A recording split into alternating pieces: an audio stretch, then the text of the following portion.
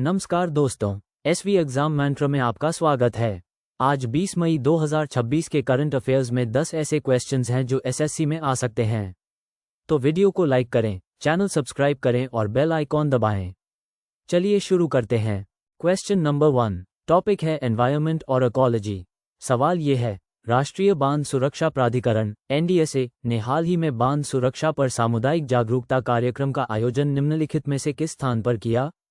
Option A है टिहरी जल विद्युत परियोजना, ऑप्शन B है नाथपा झाकड़ी जल विद्युत परियोजना, ऑप्शन C है भाखड़ा नागल बांध परियोजना, ऑप्शन D है सरदार सरोवर बांध परियोजना। सही जवाब है ऑप्शन B, नाथपा झाकड़ी जल विद्युत परियोजना। एनडीएसए ने आपदा तैयारी को बढ़ाने के लिए विशेष रूप से हिमाचल प्रदेश में नाथपा झाकड़ी जल विद्युत परियोजना में जागरूकता कार्यक्रम आयोजित किया। विकल्प ए, सी और डी सभी भारत में महत्वपूर्ण बांध परियोजनाएं हैं, लेकिन यह विशिष्ट कार्यक्रम स्थल नहीं था। एसएससी परीक्षाओं में प्रश्न अक्सर किसी सरकारी पहल या कार्यक्रम के विशिष्ट स्थान पर केंद्रित होते हैं। बुनियादी ढांचा प्राधिकरणों के बारे में समाचार पढ़ते समय हमेशा राज्य और विशिष्ट परियोजना के नाम पर ध्यान दें। राष्ट्रीय बांध सुरक्षा प्राधिकरण (एनडीएसए) की स्थापना बांध सुरक्षा अधिनियम 2021 के प्रावधानों के तहत भारत में बांधों की सुरक्षा के लिए एक कानूनी और संस्थागत ढांचा प्रदान करने के लिए की गई थी। अधिनियम बांध विफलता से संबंधित आपदाओं को रोकने के लिए निर्दिष्ट बांधों की नियमित निगरानी, निरीक्षण और रखरखाव को अनिवार्य करता है। यह नीतियों को विकसित करने और विनियमों की सिफारिश करने के लिए बांध सुरक्षा पर राष्ट्रीय समिति (एनसीडीएस) के गठन का भी प्रावधान करता है। ये पहल भारत के लिए महत्वपूर्ण है क्योंकि इसके पास दुनिया के सबसे बड़े बांधों की सूची है। क्वेश्चन नंबर 2, टॉपिक है एनवायरनमेंट और इकोलॉजी। सवाल ये है, वायु गुणवत्ता प्रबंधन आयोग (CAQM) ने हाल ही में दिल्ली एनसीआर में graded response action plan (GRAP) के स्टेज I को लागू किया है, क्योंकि वायु गुणवत्ता सूचकांक AQI निम्नलिखित में से किस श्रेणी में प्रवेश कर गया है? ऑप्शन A है मध्यम, ऑप्शन B है खराब, ऑप्शन C है बहुत खराब, ऑप्शन D है गंभीर। सही जवाब है ऑप्शन B, खराब। खबर में स्पष्ट रूप से कहा गया है कि CAQM ने AQI के खराब श्रेणी में प्रवेश करने के बाद GRAP के स्टेज I को लागू किया। मध्यम खराब की तुलना में एक स्वच्छ वायु श्रेणी है, इसलिए ये गलत है। बहुत खराब और गंभीर वायु प्रदूषण के उच्च चरण हैं जो अधिक कठोर GRAP चरणों स्टेज 2 और उससे ऊपर को ट्रिगर करते हैं, इसलिए वे गलत हैं। एसएससी परीक्षाओं के लिए याद रखें कि GRAP एक सक्रिय वृद्धिशील योजना है। स्टेज I खराब स्तर 201-300 AQI पर शुरू होता है। परीक्षा प्रश्नों में भ्रम से बचने के लिए हमेशा GRAP के विशिष्ट चरणों को उनके संबंधित AQI ट्रिगर से जोड़ें। Graded response action plan (GRAP) आपातकालीन उपायों का एक सेट है जो केवल तभी शुरू होता है जब दिल्ली एनसीआर क्षेत्र में वायु गुणवत्ता एक निश्चित सीमा तक पहुंच जाती है। इसे पर्यावरण, वन और जलवायु परिवर्तन मंत्रालय द्वारा 2017 में अधिसूचित किया गया था। वायु गुणवत्ता प्रबंधन आयोग (CAQM) एक सांविधिक निकाय है जिसकी स्थापना 2021 में तदर्थ पर्यावरण प्रदूषण रोकथाम और नियंत्रण प्राधिकरण (EPCA) को बदलने के लिए की गई थी। इसे राष्ट्रीय राजधानी क्षेत्र और आसपास के क्षेत्रों में वायु गुणवत्ता प्रबंधन का समन्वय करने का काम सौंपा गया है। क्वेश्चन नंबर 3, टॉपिक है इंटरनेशनल रिलेशंस और अफेयर्स। सवाल ये है, तीसरा भारत नॉर्डिक शिखर सम्मेलन जो स्थिरता और हरित विकास जैसे क्षेत्रों पर केंद्रित है, में भारत और कितने नॉर्डिक देश शामिल हैं? ऑप्शन A है 3, ऑप्शन B है 4, ऑप्शन C है 5, ऑप्शन D है 6। सही जवाब है ऑप्शन C, 5। भारत नॉर्डिक शिखर सम्मेलन एक बहुपक्षीय मंच है जिसमें भारत और 5 नॉर्डिक राष्ट्र शामिल हैं: डेनमार्क, फिनलैंड, आइसलैंड, नॉर्वे और स्वीडन। विकल्प ए, बी और डी गलत हैं क्योंकि वे इन शिखर सम्मेलनों में शामिल नॉर्डिक गुट की सदस्यता का सटीक प्रतिनिधित्व नहीं करते हैं। एसएससी परीक्षाएं अक्सर अंतर्राष्ट्रीय समूहों जैसे G7, G20 या नॉर्डिक देश की संरचना का परीक्षण करती हैं। टिप: हमेशा याद रखें कि नॉर्डिक क्षेत्र में ये 5 विशिष्ट देश शामिल हैं, जबकि नॉर्डिक बाल्टिक समूह में अतिरिक्त राष्ट्र शामिल होंगे। भारत नॉर्डिक शिखर सम्मेलन नवाचार, डिजिटलीकरण और जलवायु कार्रवाई जैसे क्षेत्रों में जुड़ाव को गहरा करने के लिए एक रणनीतिक मंच के रूप में कार्य करता है। नॉर्डिक देश वैश्विक स्थिरता और खुशी सूचकांकों में अपनी उच्च रैंकिंग के लिए जाने जाते हैं।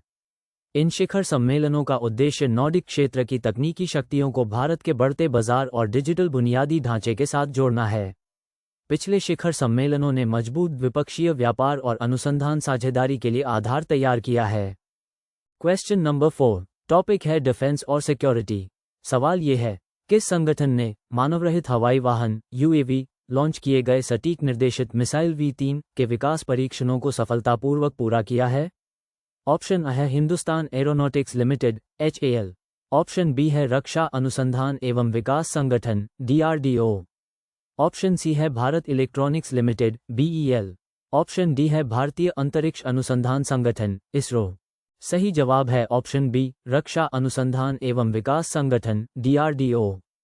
DRDO भारत में सैन्य प्रौद्योगिकी के अनुसंधान और विकास के लिए प्राथमिक एजेंसी है और समाचार रिपोर्ट स्पष्ट रूप से उन्हें सटीक निर्देशित मिसाइल V3 के डेवलपर के रूप में पहचानती है। HAL मुख्य रूप से मिसाइल विकास के बजाय विमान निर्माण में शामिल है। BEL इलेक्ट्रॉनिक प्रणालियों और रक्षा संचार पर ध्यान केंद्रित करता है, न कि मिसाइल परीक्षण पर।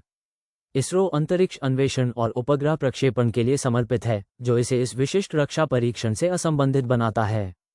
परीक्षा टिप: मिसाइल और हथियार प्रणाली विकास समाचार को हमेशा सीधे DRDO से लिंक करें, क्योंकि वे ऐसी स्वदेशी परियोजनाओं के लिए नोडल एजेंसी हैं।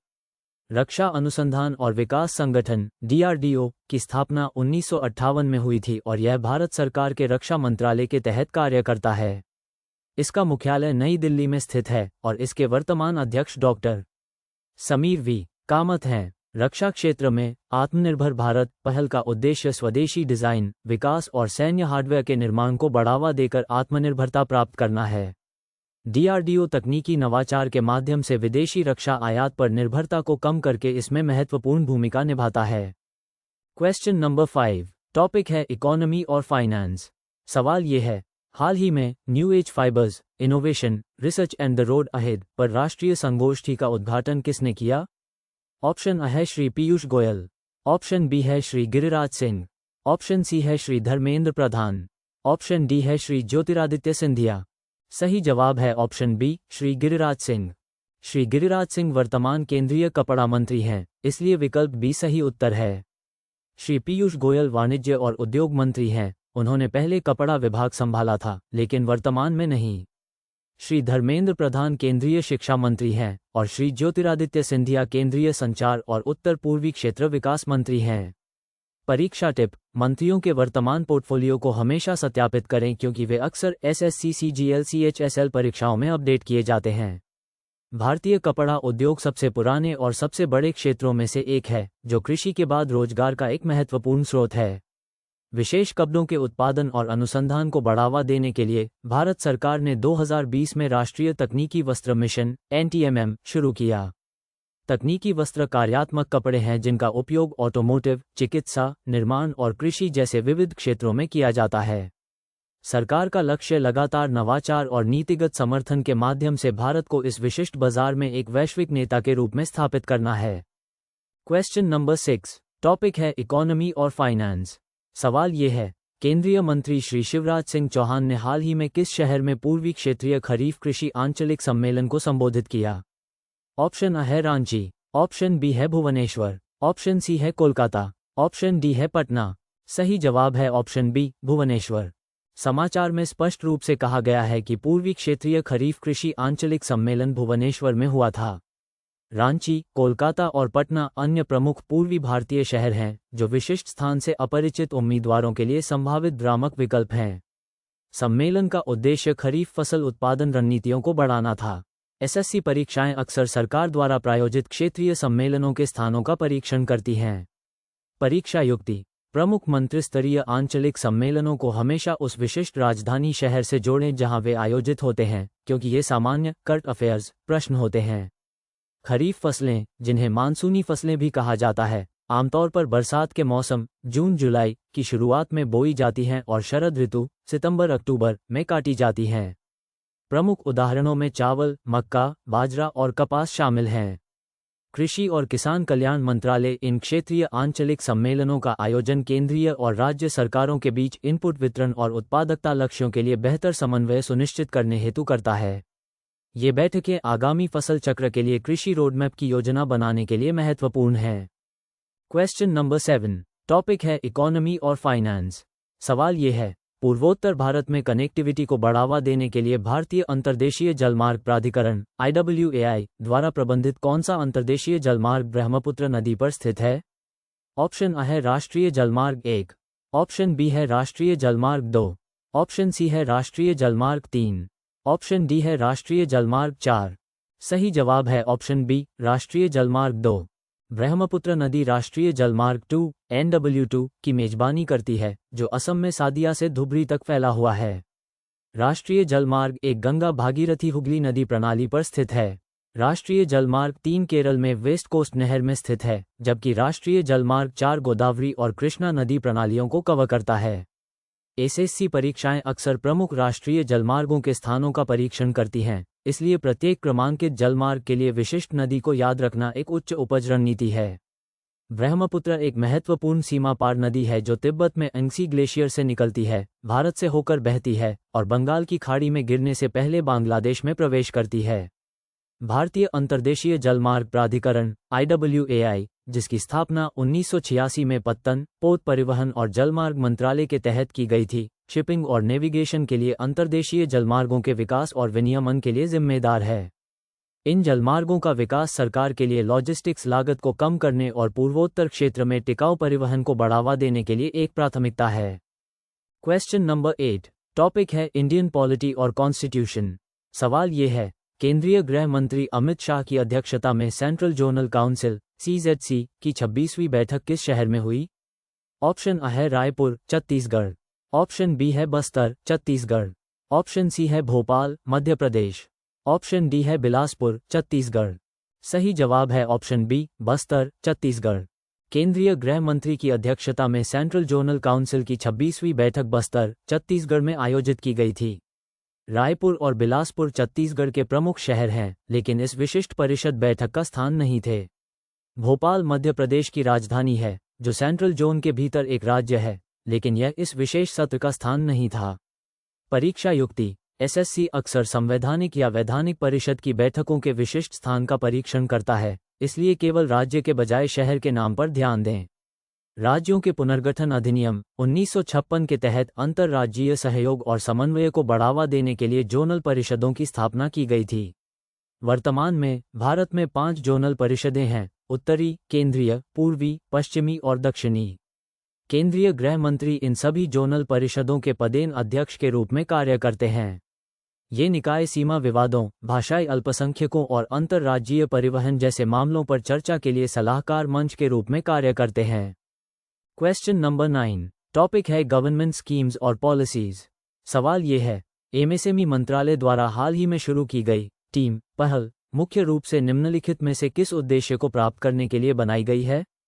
ऑप्शन A है कच्चे माल की खरीद के लिए प्रत्यक्ष वित्तीय सब्सिडी प्रदान करना, ऑप्शन B है छोटे व्यवसायों को डिजिटल कॉमर्स में स्थानांतरित करने की सुविधा प्रदान करना, ऑप्शन C है ग्रामीण कारीगरों के लिए हस्तशिल्प में व्यावसायिक प्रशिक्षण प्रदान करना, ऑप्शन D है बड़े पैमाने पर विनिर्माण के लिए नए औद्योगिक गलियारों की स्थापना करना। सही जवाब है ऑप्शन B, छोटे व्यवसायों को डिजिटल कॉमर्स में स्थानांतरित करने की सुविधा प्रदान करना। टीम पहल विशेष रूप से एमएसएमई के लिए बाजार पहुंच और परिचालन दक्षता में सुधार करने के लिए डिजिटल सशक्तिकरण पर केंद्रित है। विकल्प ए गलत है क्योंकि पहल कच्चे माल की सब्सिडी के बजाय डिजिटल उपकरणों पर केंद्रित है। विकल्प सी गलत है क्योंकि योजना पारंपरिक हस्तशिल्प के बजाय डिजिटल कॉमर्स को लक्षित करती है। विकल्प डी गलत है क्योंकि पहल छोटे व्यवसायों एमएसएमई के लिए तैयार की गई है, न कि बड़े पैमाने पर औद्योगिक गलियारों के लिए। परीक्षा टिप: सरकारी योजनाओं से निपटने के दौरान हमेशा पहल के कीवर्ड की पहचान करें। यहाँ टीम डिजिटल कॉमर्स परिवर्तन के साथ संरेखित है। एमएसएमई, सूक्ष्म, लघु और मध्यम उद्यम को भारतीय अर्थव्यवस्था की रीढ़ माना जाता है, जो राष्ट्रीय सकल घरेलू उत्पाद में लगभग 30% और कुल विनिर्माण उत्पादन में लगभग 45% का योगदान करते हैं। एमएसएमई मंत्रालय इन उद्यमों को औपचारिक रूप देने के लिए उद्यम पंजीकरण और चैंपियंस पोर्टल जैसी योजनाओं को लगातार लॉन्च करता है। इन छोटे खिलाड़ियों को वैश्विक आपूर्ति श्रृंखला में एकीकृत करने के लिए डिजिटल इंडिया मिशन के तहत डिजिटल परिवर्तन एक प्रमुख प्राथमिकता है। क्वेश्चन नंबर 10, टॉपिक है जनरल करंट अफेयर्स। सवाल ये है, जिनेवा में आयोजित 79वीं विश्व स्वास्थ्य सभा में भारत का प्रतिनिधित्व किसने किया? ऑप्शन A है doctor Mansukh Mandaviya. Option B है श्री जगत प्रकाश नड्डा। ऑप्शन सी है डॉक्टर हर्षवर्धन। ऑप्शन डी है श्री अश्विनी वैष्णव।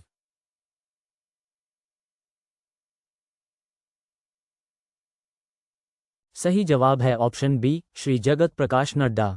श्री जगत प्रकाश नड्डा वर्तमान केंद्रीय स्वास्थ्य और परिवार कल्याण मंत्री हैं और उन्होंने 79वीं विश्व स्वास्थ्य सभा में भारतीय प्रतिनिधिमंडल का नेतृत्व किया। डॉक्टर मनसुख मांडविया पूर्व स्वास्थ्य मंत्री हैं, इसलिए विकल्प ए गलत है। डॉक्टर हर्षवर्धन पूर्व स्वास्थ्य मंत्री हैं, जिन्होंने पहले WHO कार्यकारी बोर्ड के अध्यक्ष के रूप में कार्य किया, जो एक सामान्य भटकाव है। श्री अश्विनी वैष्णव के पास रेल और इलेक्ट्रॉनिक्स और IT मंत्रालय है, जिससे विकल्प डी तथ्यात्मक रूप से अप्रासंगिक हो जाता है। परीक्षा टिप: हमेशा वर्तमान केंद्रीय कैबिनेट मंत्रियों को सत्यापित करें, क्योंकि ये SSC परीक्षाओं में उच्च आवृत्ति वाले प्रश्न हैं। विश्व स्वास्थ्य सभा WHA विश्व स्वास्थ्य संगठन WHO का सर्वोच्च निर्णय लेने वाला निकाय है, जिसमें सभी WHO सदस्य देशों के प्रतिनिधिमंडल शामिल हैं। ये संगठन की नीतियों को निर्धारित करने, महानिदेशक की नियुक्ति करने और वित्तीय नीतियों की निगरानी के लिए स्विट्जरलैंड के जिनेवा में सालाना आयोजित होता है। WHA वैश्विक स्वास्थ्य एजेंडा पर ध्यान केंद्रित करता है, जिसमें रोग उन्मूलन और महामारी की तैयारी शामिल है। WHO की स्थापना 7 अप्रैल 1948 को हुई थी और इसका मुख्यालय जिनेवा में है। अब क्विक रिवीजन। आज के सभी इंपॉर्टेंट फैक्ट्स एक नज़र में। 1. राष्ट्रीय बांध सुरक्षा प्राधिकरण NDSA ने हाल ही में बांध सुरक्षा पर सामुदायिक जागरूकता कार्यक्रम का आयोजन निम्नलिखित में से किस स्थान पर किया? आंसर: नाथपा झाकड़ी जल विद्युत परियोजना। 2. वायु गुणवत्ता प्रबंधन आयोग CAQM ने हाल ही में दिल्ली NCR में graded response action plan GRAP के स्टेज I को लागू किया है, क्योंकि वायु गुणवत्ता सूचकांक AQI निम्नलिखित में से किस श्रेणी में प्रवेश कर गया है? आंसर: खराब। 3. तीसरा भारत नॉर्डिक शिखर सम्मेलन, जो स्थिरता और हरित विकास जैसे क्षेत्रों पर केंद्रित है, में भारत और कितने नॉर्डिक देश शामिल हैं? आंसर: 5। 4. किस संगठन ने मानवरहित हवाई वाहन UAV लॉन्च किए गए सटीक निर्देशित मिसाइल V3 के विकास परीक्षणों को सफलतापूर्वक पूरा किया है? आंसर: रक्षा अनुसंधान एवं विकास संगठन DRDO। 5. हाल ही में new age fibres innovation research and the road ahead पर राष्ट्रीय संगोष्ठी का उद्घाटन किसने किया? आंसर: श्री गिरिराज सिंह। 6. केंद्रीय मंत्री श्री शिवराज सिंह चौहान ने हाल ही में किस शहर में पूर्वी क्षेत्रीय खरीफ कृषि आंचलिक सम्मेलन को संबोधित किया? आंसर: भुवनेश्वर। 7. पूर्वोत्तर भारत में कनेक्टिविटी को बढ़ावा देने के लिए भारतीय अंतर्देशीय जलमार्ग प्राधिकरण IWAI द्वारा प्रबंधित कौन सा अंतर्देशीय जलमार्ग ब्रह्मपुत्र नदी पर स्थित है? आंसर: राष्ट्रीय जलमार्ग 2। 8. केंद्रीय गृह मंत्री अमित शाह की अध्यक्षता में सेंट्रल जोनल काउंसिल CZC की 26वीं बैठक किस शहर में हुई? आंसर: बस्तर, छत्तीसगढ़। 9. MSME मंत्रालय द्वारा हाल ही में शुरू की गई टीम पहल मुख्य रूप से निम्नलिखित में से किस उद्देश्य को प्राप्त करने के लिए बनाई गई है? आंसर: छोटे व्यवसायों को डिजिटल कॉमर्स में स्थानांतरित करने की सुविधा प्रदान करना। 10. जिनेवा में आयोजित 79वीं विश्व स्वास्थ्य सभा में भारत का प्रतिनिधित्व किसने किया? आंसर: श्री जगत प्रकाश नड्डा। ये सभी फैक्ट्स याद रखिए, एग्जाम में जरूर आएंगे। दोस्तों, आज का वीडियो यहीं पर खत्म होता है। अगर वीडियो अच्छा लगा तो लाइक ज़रूर करें। PDF डाउनलोड करने के लिए डिस्क्रिप्शन में लिंक है। टेलीग्राम चैनल ज्वाइन करें, डेली फ्री PDF मिलेगी। सब्सक्राइब करें और बेल आइकॉन दबाएं ताकि कोई वीडियो मिस ना हो। कल मिलेंगे। पढ़ते रहो, सफल होते रहो।